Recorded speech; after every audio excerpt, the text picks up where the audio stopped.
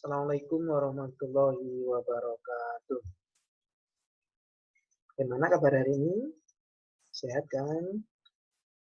Dan semoga juga tetap dalam lindungan Allah SWT. Kuliah saya pada kesempatan kali ini saya sampaikan melalui rekaman video.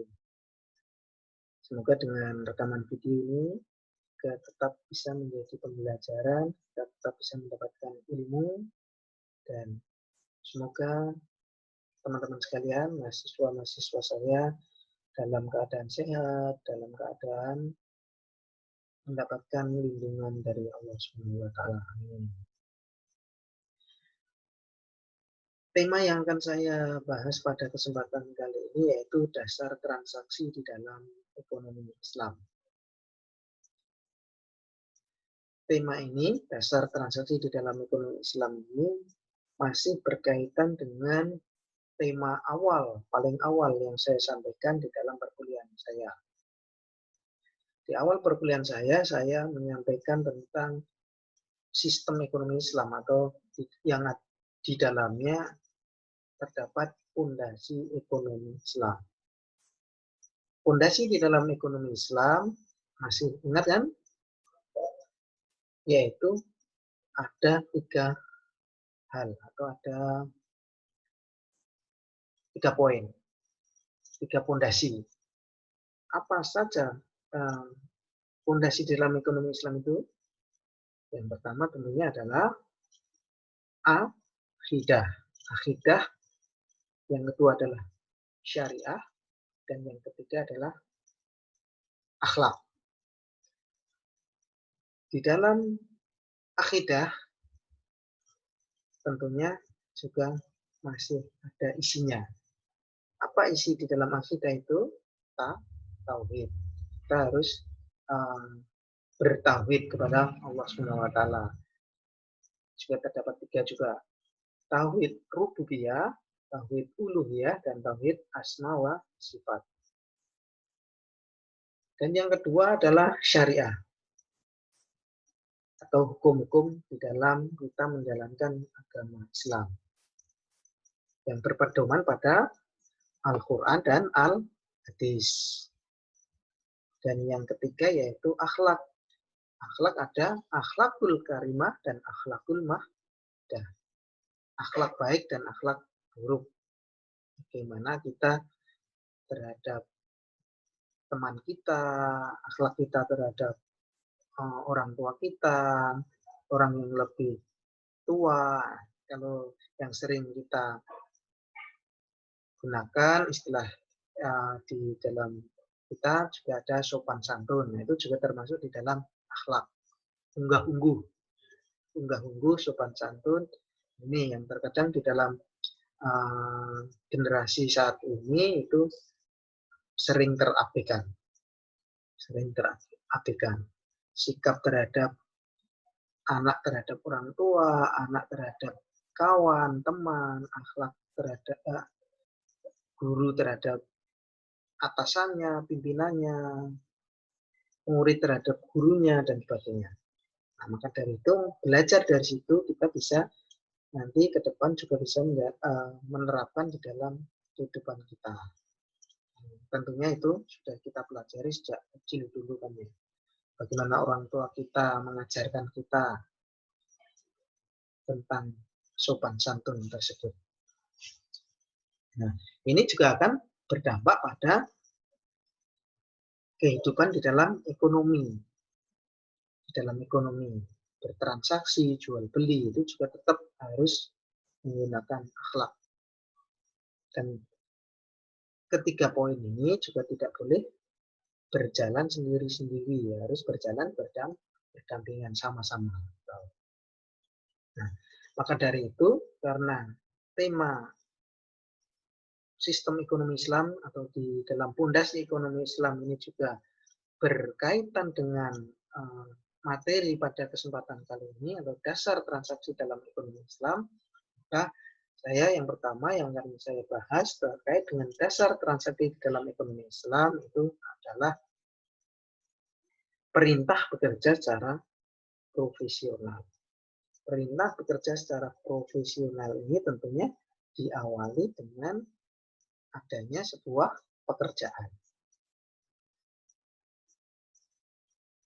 Pekerjaan yang kita lakukan, entah itu kita sebagai karyawan, entah kita sebagai kuli bangunan atau pekerja kantoran dan sebagainya. Itu juga harus sesuai dengan bekerja kita harus profesional. Apa yang dimaksud profesional di sini? Kalau kita di dalam perusahaan, bekerja sebagai karyawan perusahaan, baik itu di PT yang bergerak di bidang makanan ataupun minuman atau elektronik dan sebagainya, karyawan-karyawan di situ profesional itu ya mengerjakannya dengan baik, dapat bekerja dengan baik, tugas-tugasnya juga dapat diselesaikan dengan baik. Tapi di sini kita juga mengacu pada Al-Quran, profesional di dalam Al-Quran. Kita juga diperintahkan bekerja secara profesional menurut Al-Quran juga.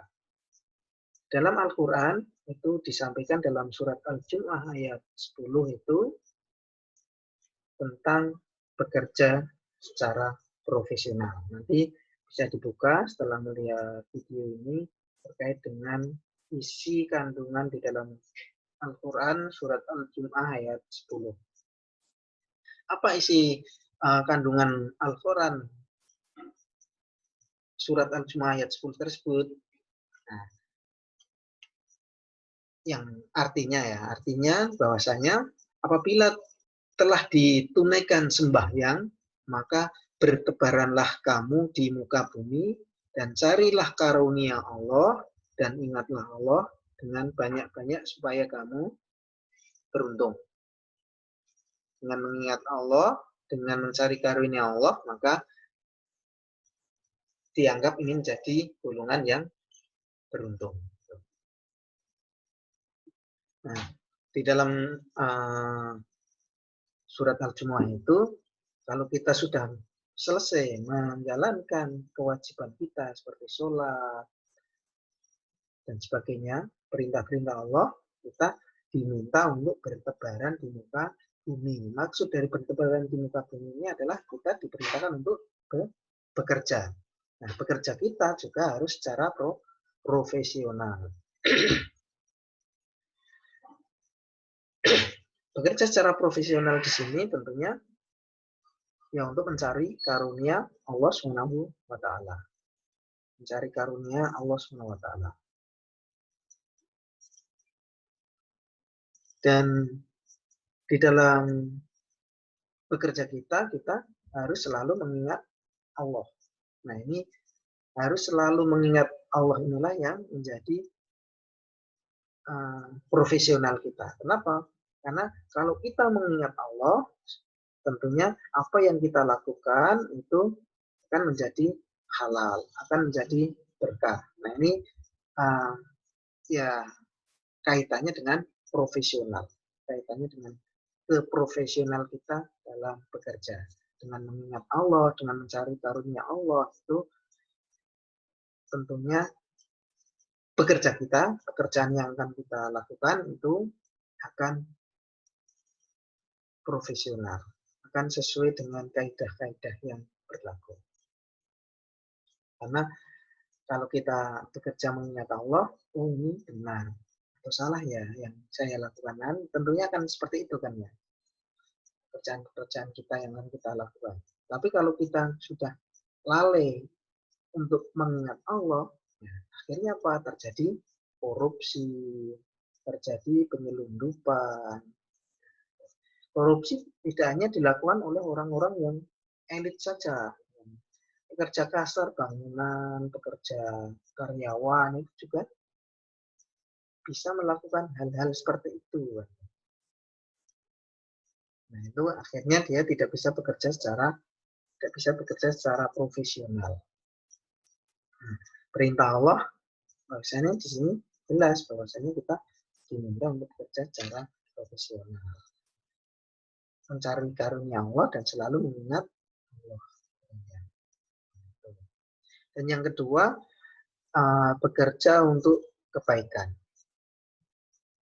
Bekerja untuk kebaikan ini tentunya kita bekerja itu boleh menggunakan cara dan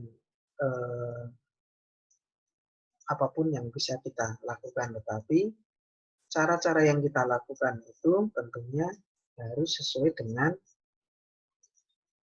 ketiga poin di awal.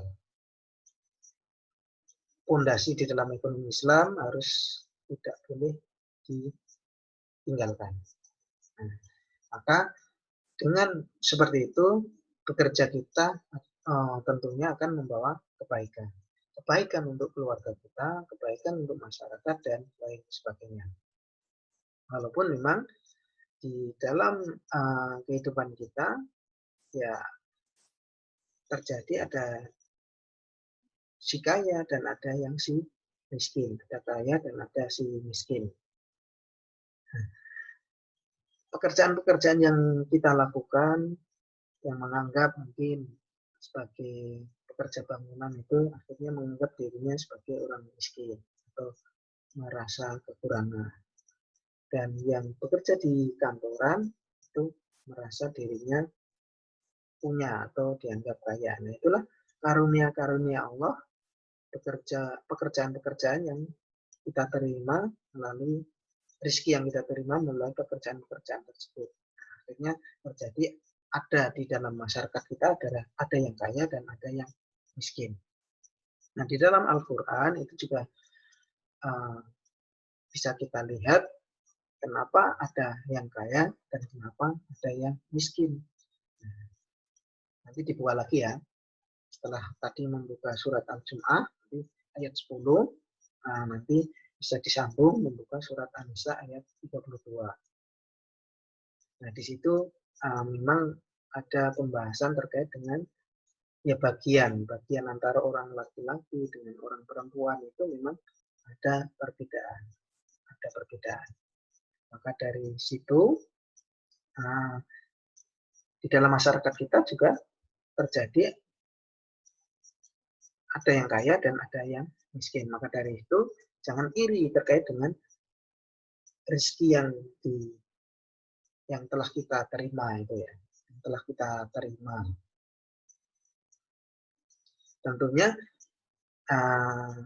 mereka yang bekerja di dalam pekerja bangunan atau mereka yang sebagai karyawan pabrik atau sebagai guru itu tentunya berimplikasi pada 5 aspek pokok kehidupan kita.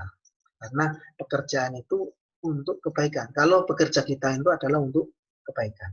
Tentunya harus berimplikasi pada 5 aspek pokok di dalam kehidupan itu.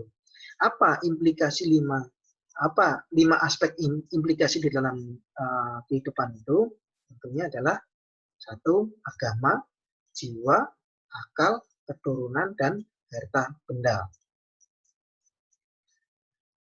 Di dalam bekerja kita untuk kebaikan itu harus berimplikasi pada 5 aspek pokok di dalam kehidupan itu.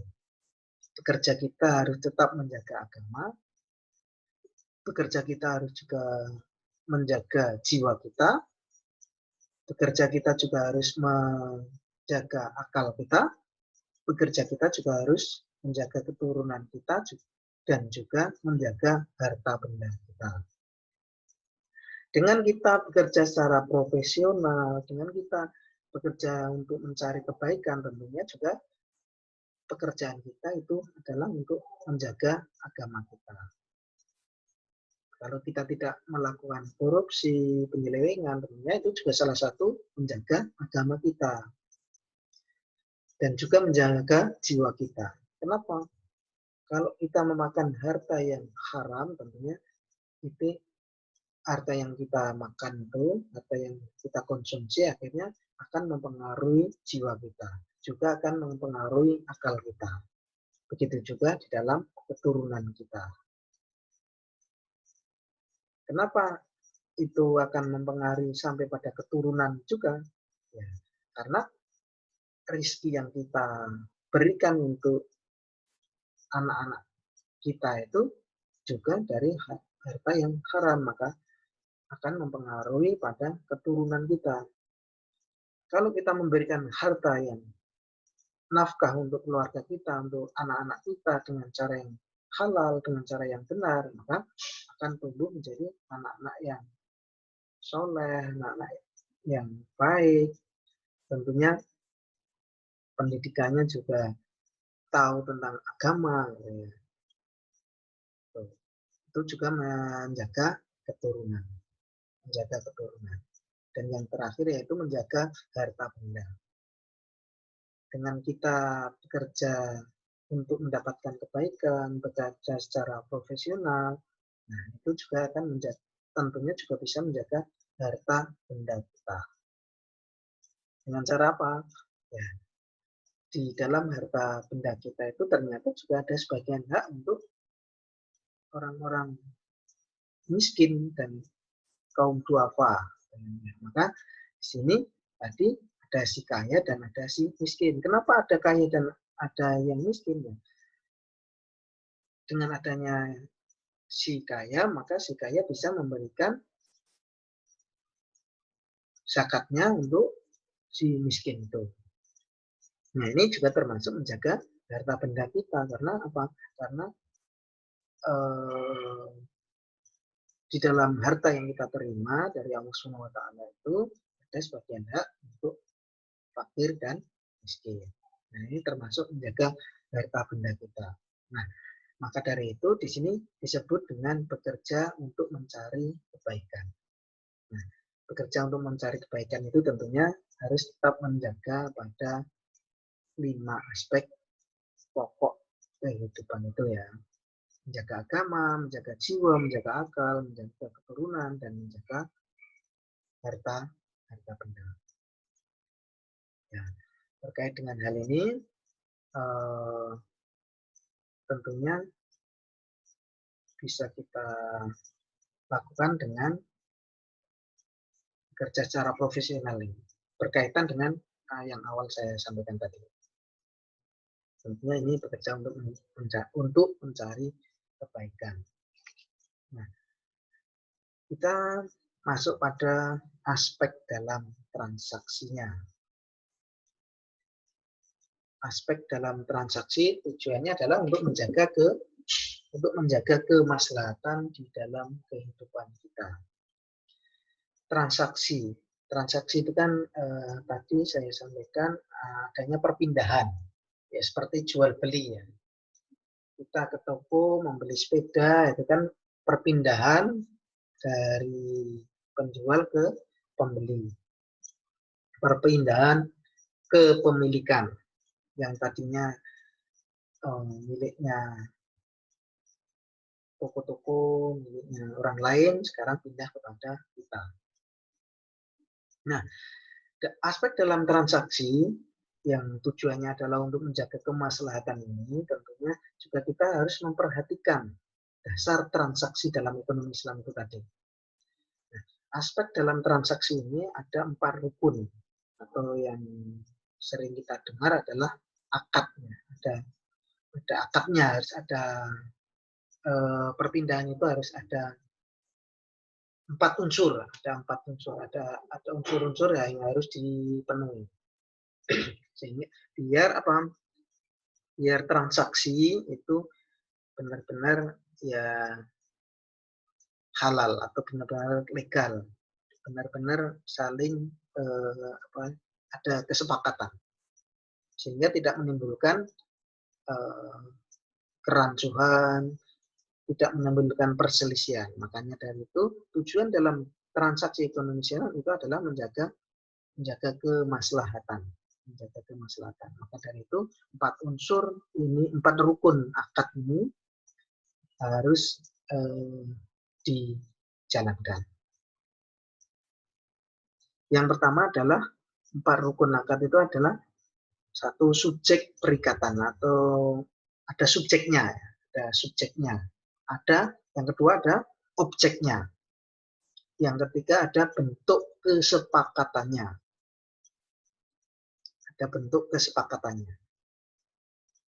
Jual beli yang mereka lakukan itu, transaksi yang mereka lakukan itu, yang kita lakukan itu apa?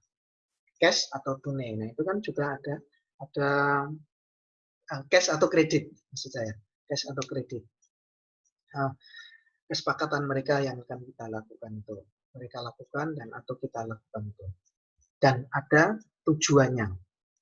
Tujuannya apa di dalam transaksi itu?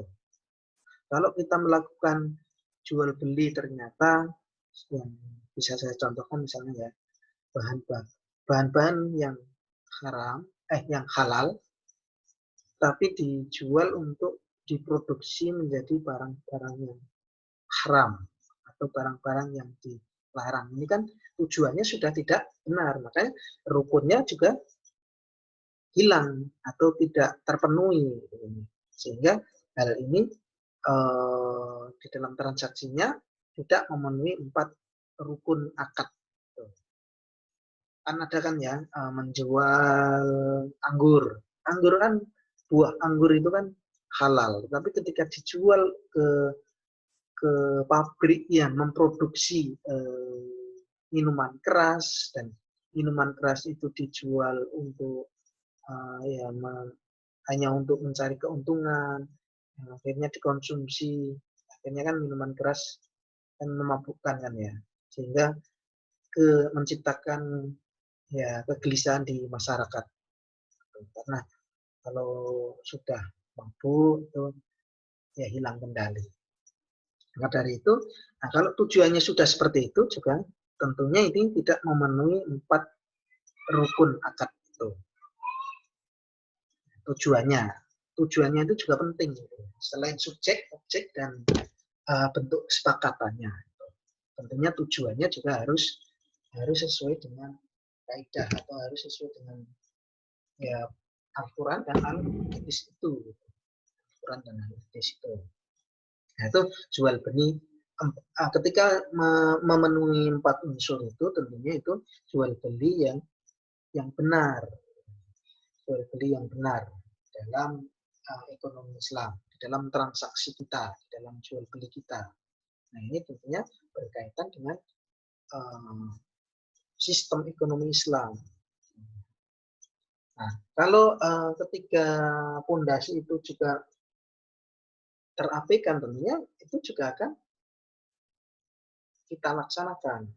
Akan mudah menghilangkan atau 4 rukun akad ini akan terhilangkan salah satu unsurnya.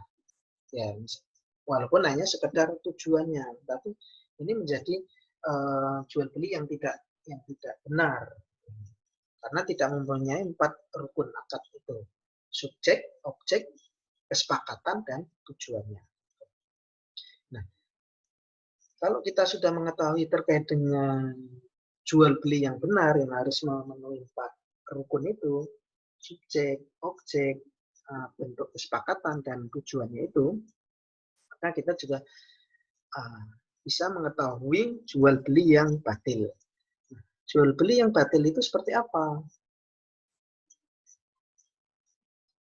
Salah satunya itu adalah tidak ada barangnya. Salah satu contoh jual beli yang batil. Kenapa ini menjadi batil ya? Tidak ada kejelasan atau tidak ada barangnya aja tidak jelas kan ya?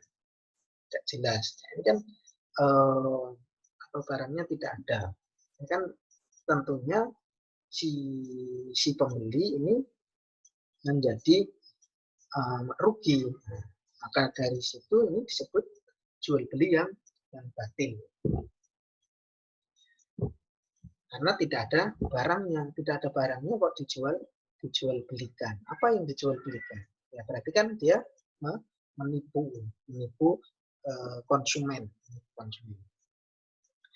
Yang kedua yaitu jual beli horor. Bukan horor ya, tapi horor. Ketidakjelasan. Adanya ketidakjelasan di dalam jual beli itu. Apa jual beli horor itu? Contohnya, ya bisa kita melihat karena tidak ada kejelasan ya. Tidak ada kejelasan. Bisa saya contohkan sistem ijon itu juga bisa eh, disebut dengan jual beli yang batil atau jual beli horor. Hujan itu maksudnya tanaman misalnya padi ya, padi masih di sawah sudah dijual. Kan ini tidak ada kejelasan. Mungkin masih tanamannya masih ya sudah bulir-bulir padinya mungkin sudah ada, tetapi kan belum masa panen. Ya, bisa jadi karena ini tidak ada kejelasan, bisa jadi nanti panennya juga belum tentu tiba-tiba diserang hama. Ini kan tidak ada kejelasan.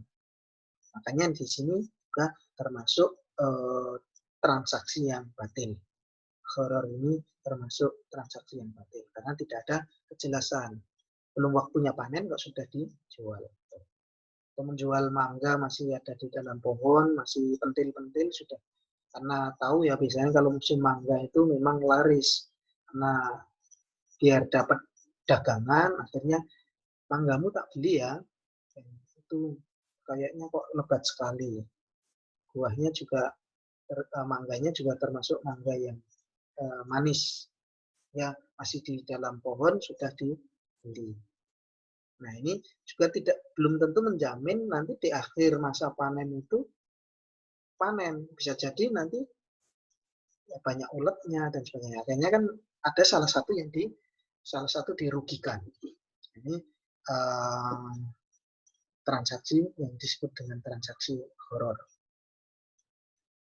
Dan yang ketiga yaitu jual beli yang batil atau transaksi yang batil itu menjual belikan barang-barang yang najis atau barang-barang yang menjijikkan.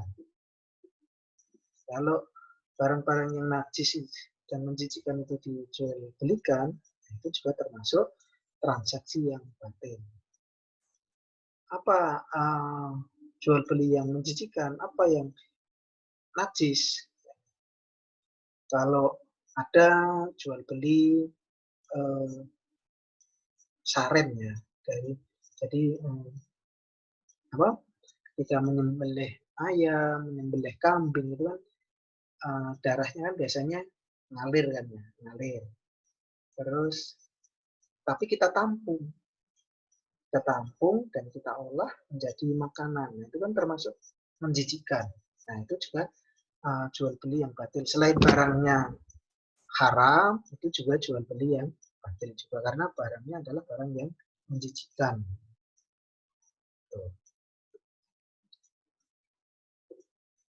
Dan yang berikutnya yaitu jual beli urbun. Ini juga termasuk transaksi yang batil. Jual beli urbun itu apa? Begini. Jadi ketika kita melakukan transaksi jual beli, ada DP, uang muka. Uang muka itu bisa barangnya nanti bisa kita ambil ketika kita melunasi, misalnya beli rumah, kita DP dulu, terus tapi ternyata di kemudian hari itu tidak bisa selesai transaksinya atau tidak jadi ya, karena sesuatu hal tiba-tiba kita bisa DP, ternyata DP-nya sudah langsung lunas. Sekarang kan ada yang DP bisa dicicil 1 bulan, 2 bulan, 3 bulan, baru 6 bulan baru lunas DP-nya. Tapi kebetulan DP-nya bisa lunas misalnya. DP itu. Tapi baru DP-nya, belum harga totalnya. Tapi di bulan ke-7 ternyata ada halangan, mungkin usahanya bangkrut, sehingga tidak bisa melanjutkan angsurannya. Angsuran pertama saja sudah tidak bisa membayar, baru DP lunas itu. Tapi DP-nya itu untuk si yang penjualnya itu diambil oleh menjadi miliknya si penjual. Nah itu termasuk jual beli yang batil atau disebut urbun itu.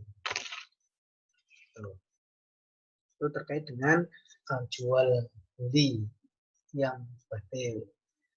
Tadi kalau jual beli yang benar itu kan memenuhi 4 unsur. Kalau yang batil itu tadi ada jual beli yang haram, jual beli yang urbun, menjual belikan barang yang najis, menjijikkan dan sebagainya. Nah, ada yang ketiga yaitu jual beli yang rusak. Jual beli yang rusak itu seperti apa? Jual beli yang tidak diketahui. Seperti ya beli kucing dalam karung misalnya.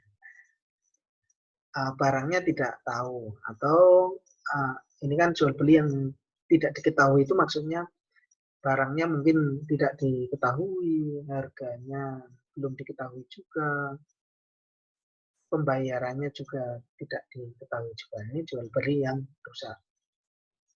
Tidak tahu barangnya.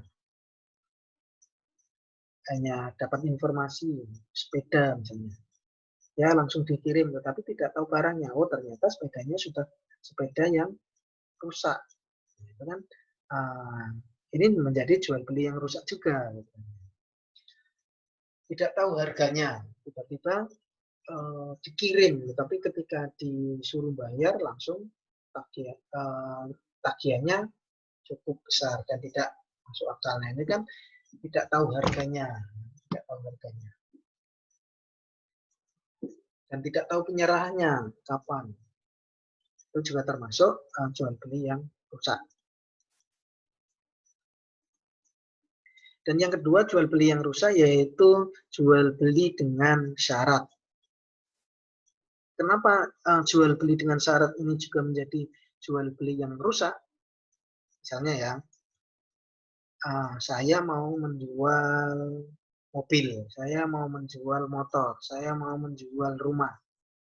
Tak jual ke teman saya, tapi dengan syarat nanti jangan dijual ke orang lain ya. Itu kan ada syaratnya. Saya menjual motor dengan harga, misalnya harga normalnya itu 25 juta.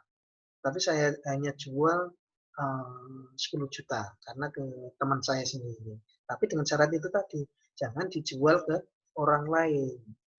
25 juta menjadi 10 juta, tapi dengan syarat tidak dijual dengan orang lain. Yang mungkin ke depannya ketika dia mempunyai uang lagi, akan dibeli lagi. Itu kan jual beli yang dengan syarat.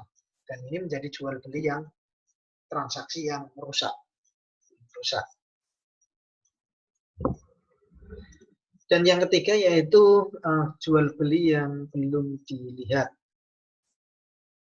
Belum dilihat itu ya seperti jual beli online kan ya. Kita belum melihat barangnya. Tapi di sini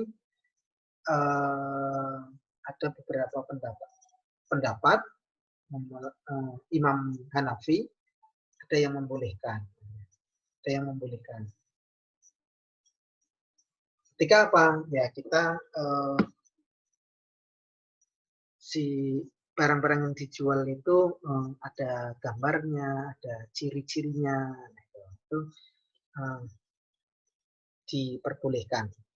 Sudah diinformasikan gambarnya seperti ini, ciri-cirinya seperti ini. Itu dibolehkan oleh Imam Hanafi karena adanya khiyar, penentuan pembelian. Imam Hanafi perlu adanya khiyar, penentuan pembelian batal atau tetap menjadi milik kita. Itu diperbolehkan oleh Imam Hanafi. Dengan adanya khiyar itu Imam Hanafi membolehkan. Karena walaupun di sini belum dilihat, tetapi ada ketentuannya, ada syaratnya, ada penentuan pembelian batal atau tetap menjadi milik kita. ketika barang yang kita terima telah ada, oh, ini menjadi saya sepakat, oh, akhirnya kita beli, kita bayar. Itu oleh Imam Hanafi diperbolehkan. Walaupun barangnya belum dilihat. Tapi sudah ada ketentuannya, ketentuan pembelian dibeli atau batal itu. Walaupun kita belum kita lihat, tetapi sudah ada ketentuannya. Tetapi kalau benar-benar kita barang itu yang kita jual belikan itu belum kita lihat dan tidak ada ketentuannya, maka itulah yang disebut dengan jual beli yang rusak. Kalau Imam Malik itu yang tadi yang saya keliru tadi terkait dengan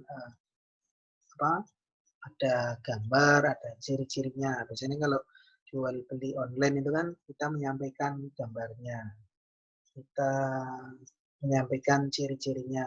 Oh, laptop, kita jual beli laptop. Gambarnya warnanya putih, Lenovo misalnya. Lenovo warnanya putih, ukurannya 12 in. Nah, itu kan sudah ada ciri-cirinya. Touchscreen dan sebagainya. Nah, itu sudah ada ciri-cirinya. Disampaikan juga ada gambarnya. Ini oleh Imam Malik ini diperbolehkan. Bukan menjadi jual beli yang rusak lagi ketika dia menyampaikan gambar dan ciri-cirinya. Walaupun barangnya belum kita lihat.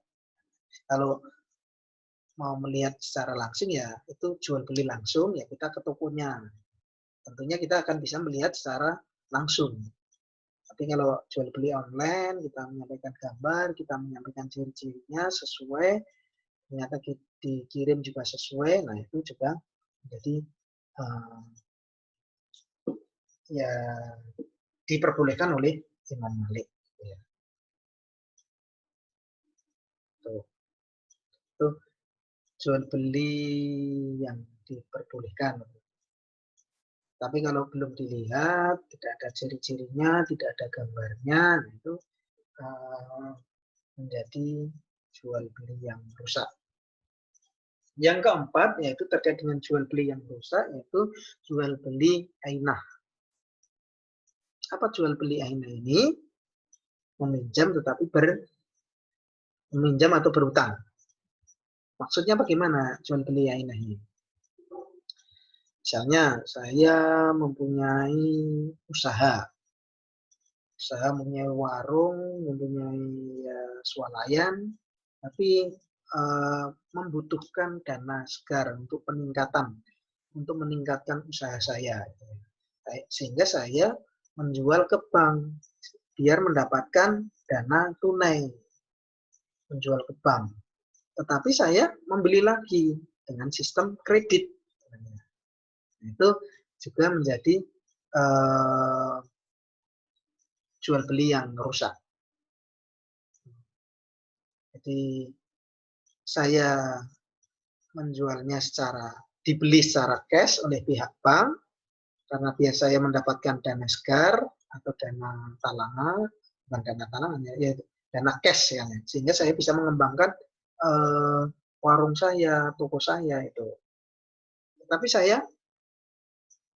toko ini menjadi milik saya lagi, dijual, dibeli lagi, tapi jualnya secara tunai, saya membayarnya secara kredit, dijual ke bank, kembali ke saya lagi, tetapi saya membelinya secara kredit. Nah, ini juga menjadi jual beli yang rusak.